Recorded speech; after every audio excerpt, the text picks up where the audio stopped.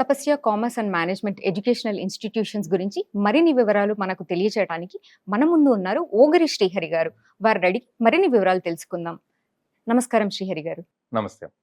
ప్రపంచం మొత్తం engineering computers విభాగాల వైపు పరుగులు పెడుతున్న ఈ సమయంలో కామర్స్ విభాగం వైపు రావాలి అని మీకెందుకు అనిపించింది? ఆరంభంలో ఏదైనా ఛాలెంజెస్ ఫేస్ చేశారా? We started 2009 as a CA academy. మా చైర్మన్ ముప్పాల శ్రీధర్ గారు సిఏ అకాడమీగా స్టార్ట్ చేశారు. అది ఆ డేస్లో జనరల్గా తెలుగు స్టేట్స్లో చెన్నై వెళ్ళి సిఏ కోర్స్ నేర్చుకునేవాళ్ళు. సో ఇక్కడ హైదరాబాద్లో మంచి సిఏ ఇన్స్టిట్యూషన్ ఉండాలన్న ఉద్దేశంతో సిఏ ఇన్స్టిట్యూషన్ స్టార్ట్ చేయడం జరిగింది.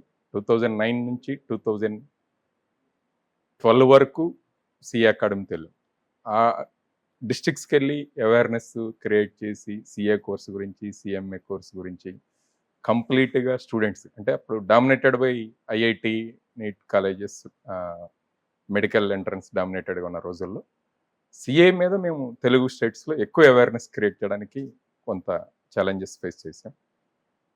దాని తర్వాత లైక్ మైండెడ్ తపస్య లాంటి కాలేజెస్ 2010 తర్వాత చాలా కాలేజ్ స్టార్ట్ చేశారు తెలుగు స్టేట్స్లో.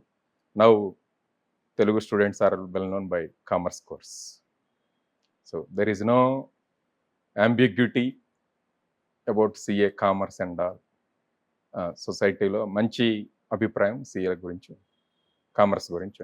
10th ఆర్ ఇంటర్ తర్వాత కామర్స్ ఎందుకు ఎంచుకోవాలి? దాని ఇంపార్టెన్స్ ఏంటి? దాని తర్వాత ఏ కోర్సులు చేయొచ్చు?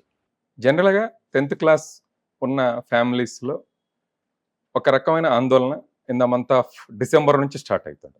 ఏ కెరీర్ ఎగ్జామ్స్ ఎట్లా రాస్తాడు, ఎగ్జామ్స్ అయిపోయిన తర్వాత మార్క్స్ ఎన్ని వస్తాయి, 10th అయిపోయిన తర్వాత 11th 12thలో ఏ కోర్స్ తీసుకోవాలనేది యావరేజ్ ఫ్యామిలీస్లో ఒక 2-3 months డిస్కషన్ జరుగుతుంది. Any family